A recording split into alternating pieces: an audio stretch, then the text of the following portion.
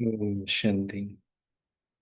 Good evening or good morning, maybe. Good afternoon to some of you. Welcome to the next in our series of readings of Mama's classes. Those of you that have tuned in before, you'll know that we're going through classes from December 1958. So I'll hand over to Ranjan Benna to take us through the next one.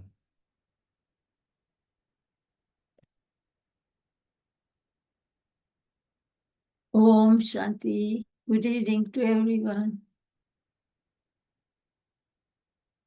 Last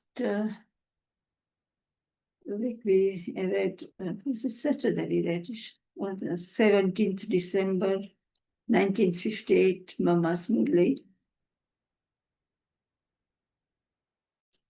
So Mama is going to the first lesson, second, third.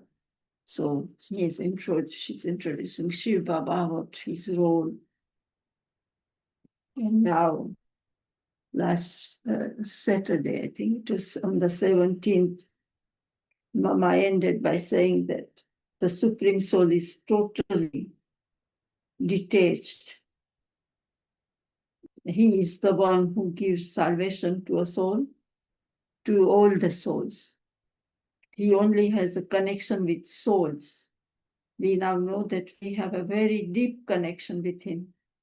God is unique, and so his role is also unique. Human beings cannot enact that role now, nor will they be able to.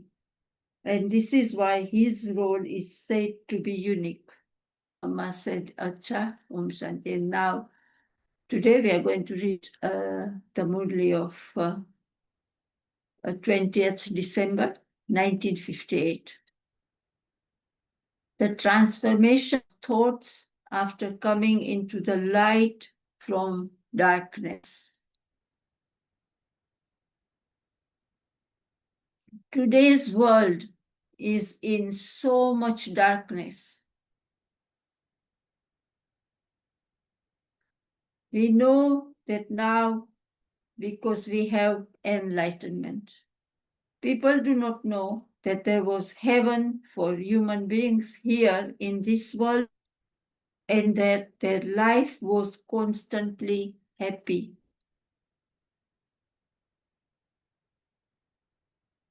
They do not know that happiness to even the slightest, they do not know that happiness of the heaven, to even the slightest extent.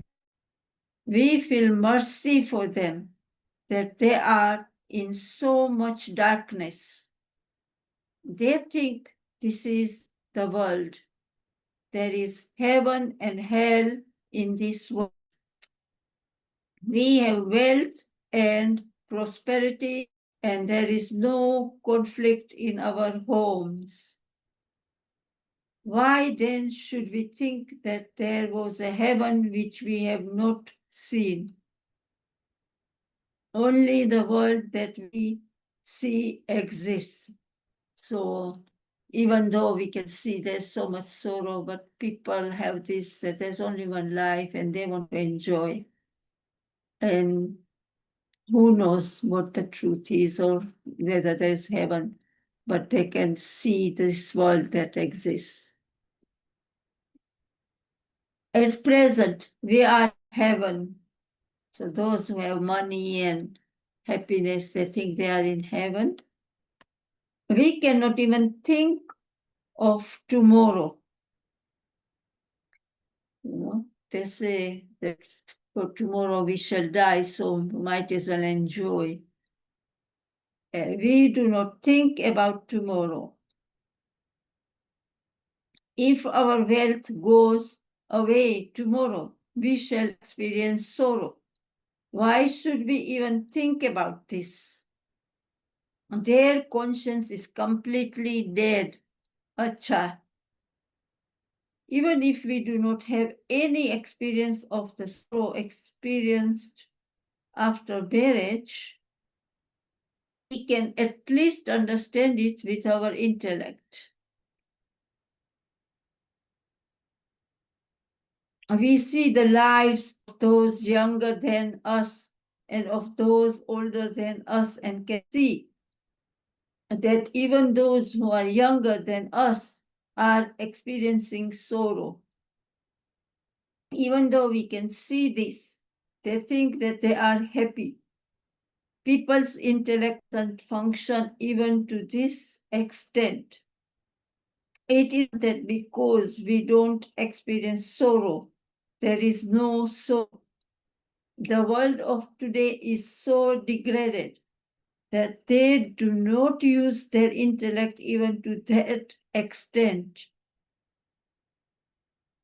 Whatever their actions or whatever effort people make, they are able to understand that through this they will experience this much benefit or this much loss, and they have the concern that they should not experience any loss after 12 months.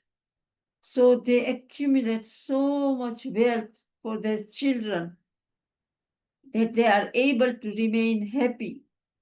Today they have one child, and later they would perhaps have 2 or 3 children.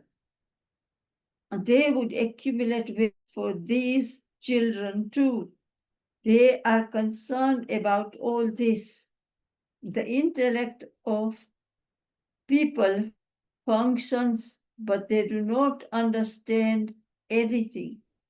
They think about what will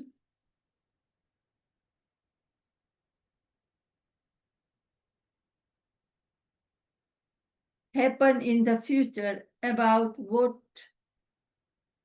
is and what tomorrow will be. They do not even imagine that their lives can be reformed.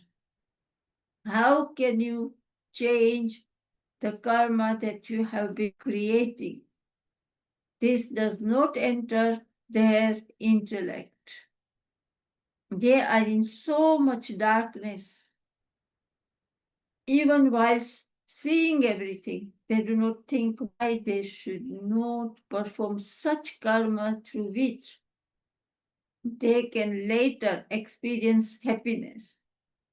Human beings are not able to take any steps without thinking about the future. They think that through the effort that they make, they will be able to continue for this many days, and that through doing this business, they will be able to spend 24 hours in happiness. People are not able to do anything without thinking about all this. They do not even know when world history began. Mm. At one time, the world was in such an elevated condition. They think that everything is in this world. This is the way the world functions. If such are their ways, there shouldn't be any sorrow. People die and this has to happen. So why do others cry? Nowadays, their intellect is totally dead. We know that we have to create our life to some extent. Many people think that their life is not worthwhile. However, do not know how and through whom they can create their lives. The entire world has fallen. When there is experience of sorrow and you are stumbling, the sound emerges that you should be liberated from all this. However, you need the one who can enlighten. He is the only one. We have received enlightenment for all time through him. We are now having visions of the darkness and the light. It is as though human beings, while being able to see, are blind. They see the sorrow, but they think that it is for them. There are also such human beings who think since they are not able to see God, why should they think about Him? We have not even seen the world of happiness, and so how can we accept it? You did not see your grandfather and great grandfather, but does that mean that they never existed? So Mama is talking about logic. Although we don't see our grandparents or great great great grandparents, yet we believe in them. And so Mama is saying that, but does that mean that they never existed? At least you understand your father must have taken birth through him. It is a matter of understanding. You only perceive this darkness when you have received light. Our world of happiness is now being created. The soul can only be completely content through God. We are now continuing to have this experience. Acha, Om Shanti. So Mama has taken up this theme of the far-sighted intellect. And you've got many people who only live for today. There's a saying in English, eat, drink, and be merry. Who has seen tomorrow? But then Mama is talking about those that are far-sighted. But the meaning of being far-sighted is different to the way that Baba wants us to be far-sighted. A far-sighted person might be someone who is saving money, accumulating wealth, and they're thinking to themselves, how can I make myself rich and comfortable? And then secondly, you would have the far-sightedness of someone who's thinking about their future generations, their children, maybe even their children. And so you can have all of these types of thoughts if you're far-sighted as well. What would you like to do? What legacy are you remaining? And are you leaving behind? And of course, property, especially I suppose if you're a big landowner, you're really thinking about that, or if you've got a particular item. And then you've got the far-sightedness that religions tend to teach us. And they focus on the afterlife.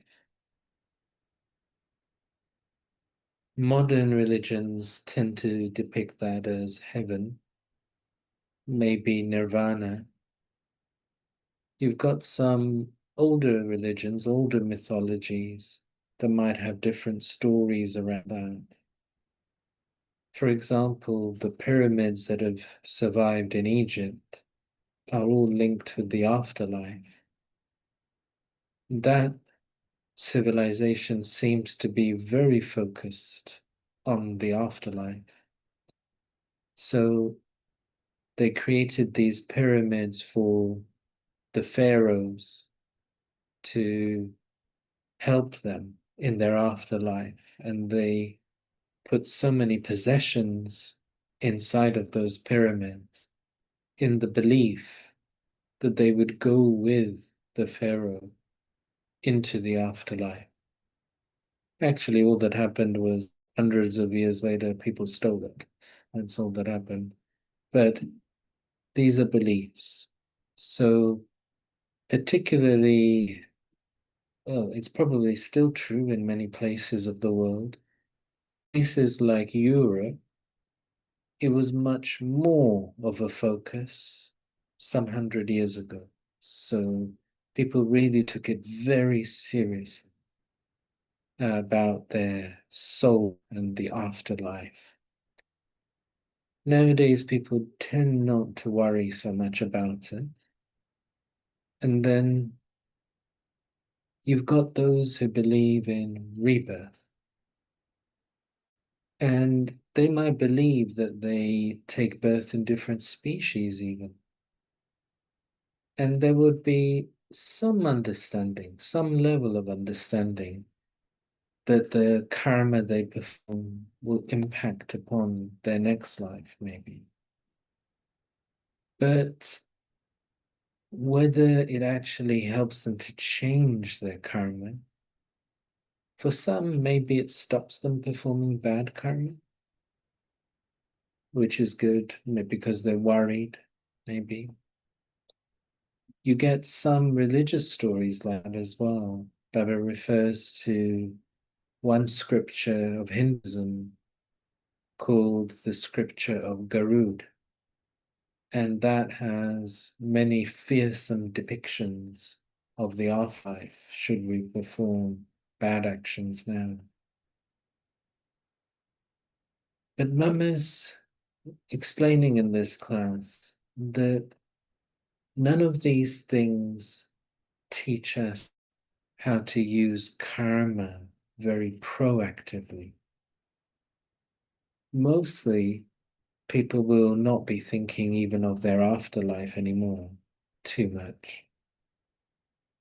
Mostly, people are thinking in a much more limited way, accumulating wealth and reputation now.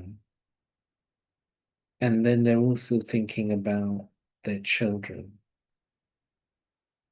But what Mama's saying is, how can you perform karma now that changes your own future journey? And of course, what Baba teaches us in the Murli is that if you want to change the world, you have to change your sanskars. And so what happens is that people want to change their lives, but they don't want to change their sanskars. So you could accumulate a lot of wealth, but the soul is taking its sanskars with it. So what the future will bring will be according to the sanskars. And the sanskars were created through the karma we've performed, through the thoughts we've had, through the words we've spoken, how we've used our resources. So Baba is making us very far-sighted. In Yoga, we don't think about karma and rebirth in a passive way. And this is what Mama was getting at in this class, that we are by Baba to be constantly far-sighted. We think about rebirth in a very proactive way. We're meant to be thinking about it. And the problem that we have the path of devotion is that we don't have such clarity about future births. But Baba's been very specific, hasn't he? Very detailed. You will take 8 births in the Golden Age. You will take 12 births in the Silver Age. Your births will be like this and this and this. He's even told us that we are the first devotees of the Copper Age. He's told us a lot of details. So we are actually very clear as to what our future birth will be. But we're still encouraged to be very active, the karma we perform, because we are being encouraged to maximize the experience of happiness within those births. We are being encouraged to also take responsibility for past lives. Again, it's very clear for us. 63 births in the copper and the iron age. We know what sin is. Sin is using the vices. So we know the method as well. We know the method of remembrance to clear the past. Baba has given us a yagya so we can create our fortune for the future as well. So we are very clear. We know the three aspects of time. We know our past, present, and future. And we know what we have to do. So for us, far-sighted is very different, and we are shaping our many future lives. So I wonder if anyone would like to make any comments or ask any questions.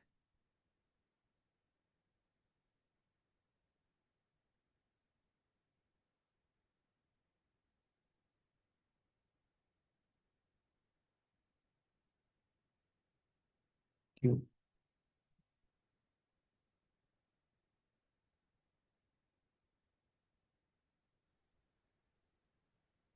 Om Shanti, brother. Om Shanti, everyone. Chandelik. I'm at the center. I came for service, and I'm not too sure how long this battery will last. But I was thinking that, Mama, it's really the fortune that we have Baba's knowledge. And whilst the souls of the world do not know what the future will be, Baba has told us what our future can be. And also, where karmas are concerned, we also know that what we can do currently can help us in the karmas, negative karmas we have accumulated. And souls don't know that.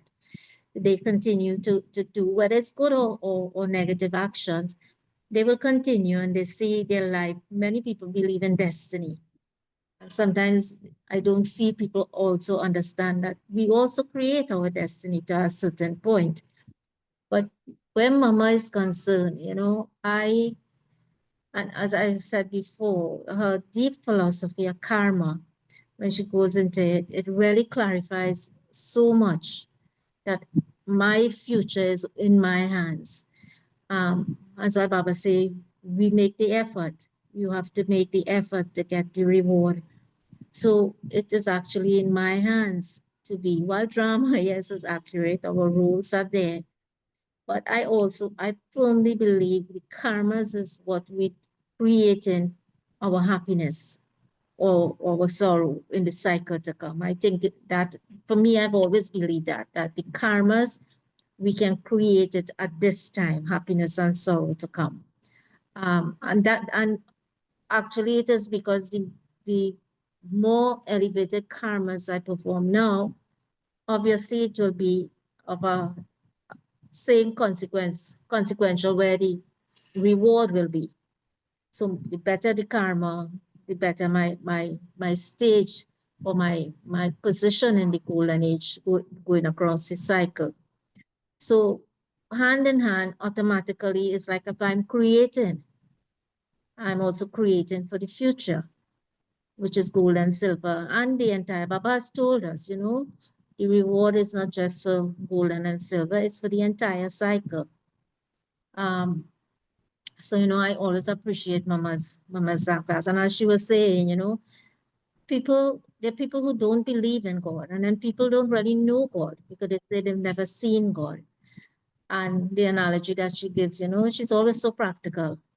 But you've never seen your great-great-great-great-grandfather, but you know you have a great-great-grandfather. So it is really faith. Having Baba's knowledge is faith, yes, for Baba's children. But also on the worldly stage is a faith that has to be developed. And they see God, however they perceive God to be, is done on faith. But where we are concerned, we have actually seen and experienced Baba, in the practical form. And most souls are so unfortunate, but that's the drama, that they have never been able to meet God in that way. So our faith, I guess, will always be stronger. And that's why souls of the world sometimes become so easily destabilized when situation comes in front of them. So basically, that's what I was thinking as Mama was saying this morning. The fortune that we have. One of the other things I wanted to mention, and I always turn on how Mama became Mama and why there was so much love for her.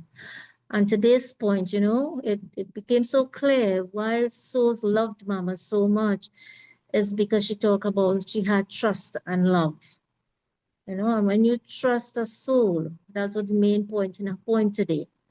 When you give trust, even in the center, when an instrument in the center is able to trust, you automatically feel love, but you also make the effort.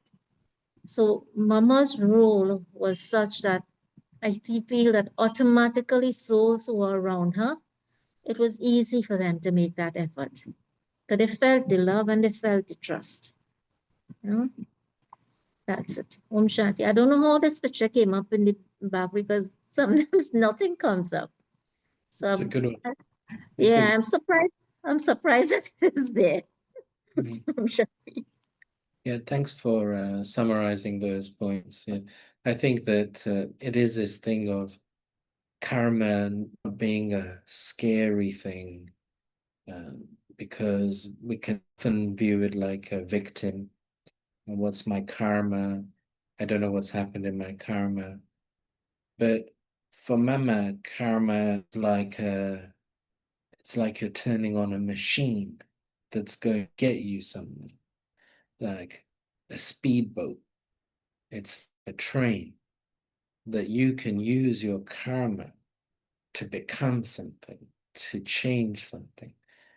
And well, until we have Baba's knowledge, we don't know what to become, and we don't know what we got to change. But now we know, we're very clear. So how karma changes, and I liked even the title of the class of, how do your thoughts change when you move from darkness into light? Because if you think before Baba's knowledge, what were we thinking about? And then we get Baba's knowledge, we think totally differently.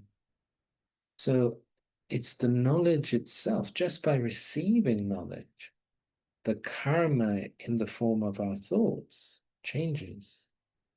What were we talking about before? So even that just changes. So there's many things where our karma has changed, but because we've BKs for a while now, we've forgotten that that's all changed. But actually, because that's changed, our future has changed as well automatically. Thank you. I was also thinking, brother, that, Baba has said it many times as well, because we knew and we have the knowledge of karma and why our actions that we perform is so important to be mindful, because the consequences are always more. So that, it's always to have, for me, recently I've always been saying, the stains that are in the soul, I don't want more stains on the soul. So I tend to check my karmas, how I speak, how I think, I try not to get myself involved in a negative conversation while we might see a negative situation, but always Baba has also been speaking a lot about having love and compassion, and particularly for the family. So it is really at this time, well, it has always been, but I feel more so there's an urgency to pay particular attention to how we think and how we speak, so that it should always be on that level of royalty. What is Baba making us into? Or what are we becoming? Angel to deities. So it's always to be mindful, and ask myself questions, because I think self introspection and self-inquiry as to this path, why am I here? What do I want? Am I passing time? Am I making friendship? Am I looking at my future? What is my aim? You know, what is my aim? So it's those things, and then always to be mindful where karmas are concerned. Am I creating more? Am I creating? And as you often say, also the balance.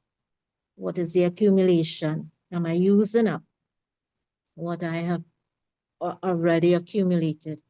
So I feel now, particularly for the Brahmins and the Brahmins that we interact, is to have, as Mama was saying, have so much love, so much love. And I think love in itself, ultimately purity, automatically loves come. So really, as I'm thinking and I'm saying, is really to have increase this level of purity, that it reached a point where you don't even have to make that effort to have the virtues, you know, automatically be on the surface.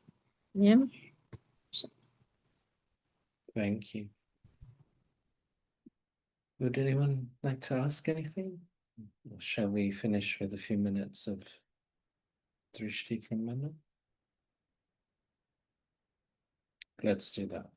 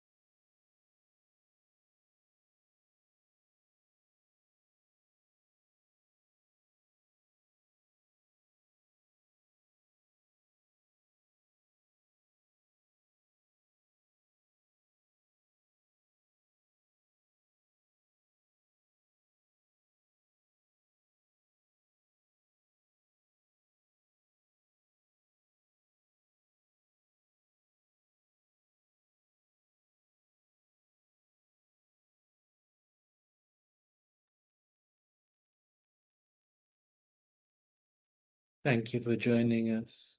Om Shanti. Nam Shanti. Thank you. Shanti. Om Shanti.